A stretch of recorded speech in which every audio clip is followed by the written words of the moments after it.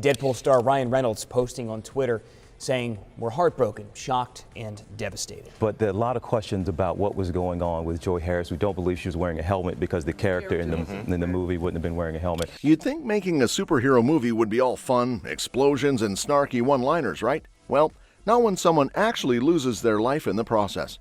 That's exactly what happened on the set of Deadpool 2, when stuntwoman Sequana Joy Harris tragically passed away while performing a motorcycle stunt.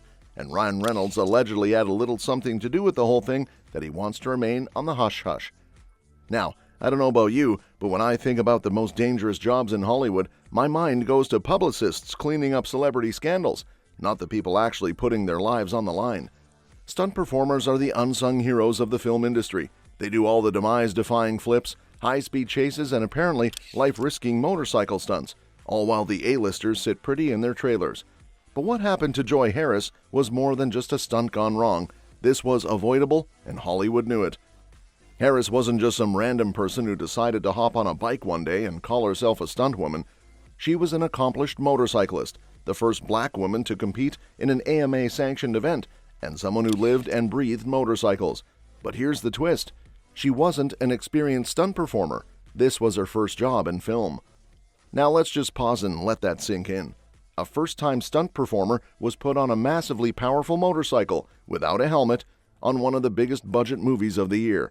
And no one thought, maybe this isn't the best idea? But it gets worse. The stunt Harris was doing wasn't a one-and-done deal.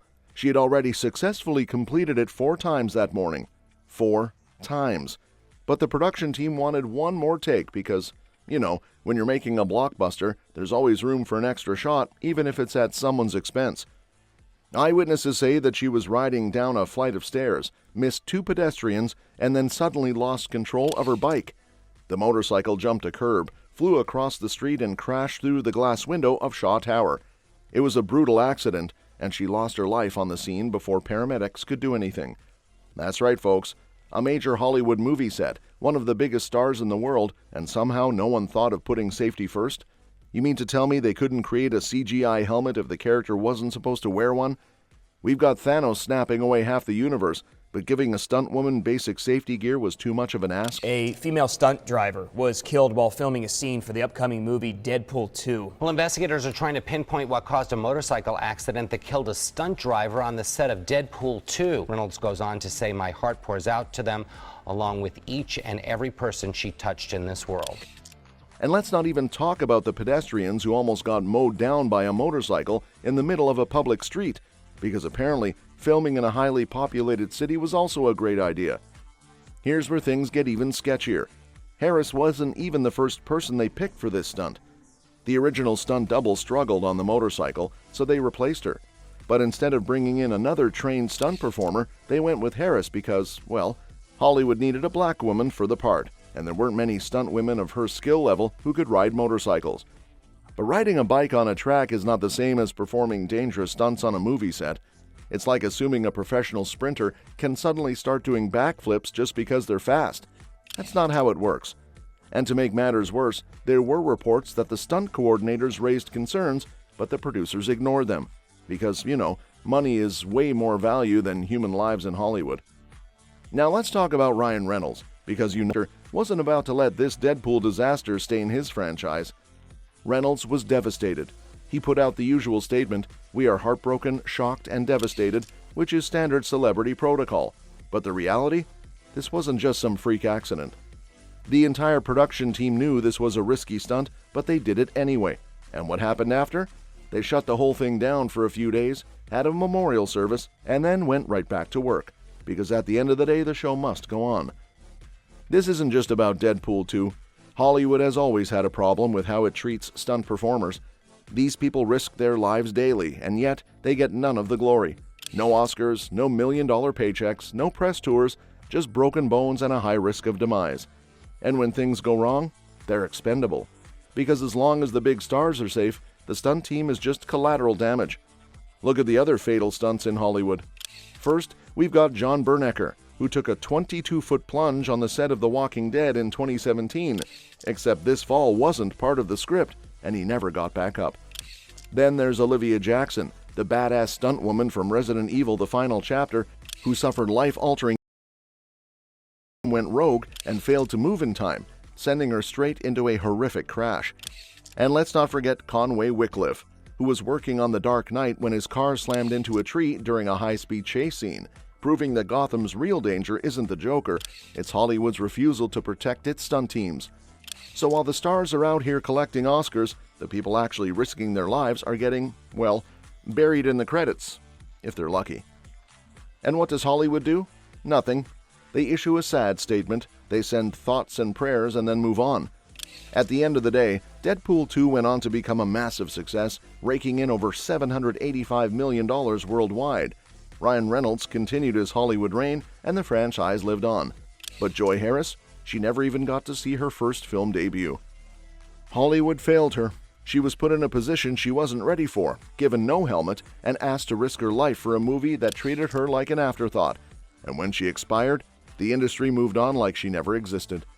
She came out, went down the 2 flights of stairs. It looks like she kind of hit the throttle because she picked up speed. I mean, the bike kind of wobbled a bit. She lost control really quickly. Saw she had nowhere else to go, and she kind of hit the stanchion by the Starbucks there. And before you know it, it happened in like a split second, basically from the front door to the Starbucks there. We weren't sure like how the stunt was supposed to end, so when she kind of disappears, we were like, well, where'd she go? Because we didn't feel anything, we didn't hear anything. When something terrible happens on a movie set, you'd think Hollywood would take a long, hard look at what went wrong. But let's be real, the industry would rather cover it up faster than a PR team scrubbing an actor's old tweets. However, the government wasn't about to let this one slide. An investigation was launched, and guess what? Turns out, this wasn't just an unfortunate accident. No, the official conclusion was that her demise was the result of poor planning and safety violations by the filmmakers. In other words, this was preventable. It wasn't a case of a stunt woman making a mistake or some unpredictable freak accident. The production team failed to do their job, and that failure cost a human life. Now, I don't remember hearing much about this when Deadpool 2 came out, do you? Exactly. That's because they swept it under the rug. Oh, but don't worry, they totally cared. In fact, they even dedicated the movie to Harris in the credits. Yeah, because that's really what her family needed. A quick shout-out at the end of a blockbuster. What they actually needed was justice. So what happened after? Well, as you might expect, the family sued the studio. And you know what that means. Fox whipped out their checkbook faster than you can say box office hit. The exact amount of the settlement was never disclosed, but let's be real. When studios settle quickly, it's because they don't want a lawsuit dragging their name through the mud. One stunt performer put it perfectly. How do you put a price on your daughter's head? No money in the world is worth what happened. Her demise was senseless and could have been avoided. And they were right. She shouldn't have passed away. If the studio had just followed basic safety protocols, if they had listened to the concerns of their crew, if they had prioritized human life over film accuracy, Joy Harris would still be alive today. But instead, they got slapped with a $289,000 fine for safety violations, which, by the way, is chump change for a film that made nearly $800 million. And where was Ryan Reynolds in all of this? Meanwhile, online, people started connecting the dots. They started asking, why wasn't Ryan dragged the same way Alec Baldwin was? Why did this never blow up as a major scandal? Did the studio pay off media outlets to keep it quiet?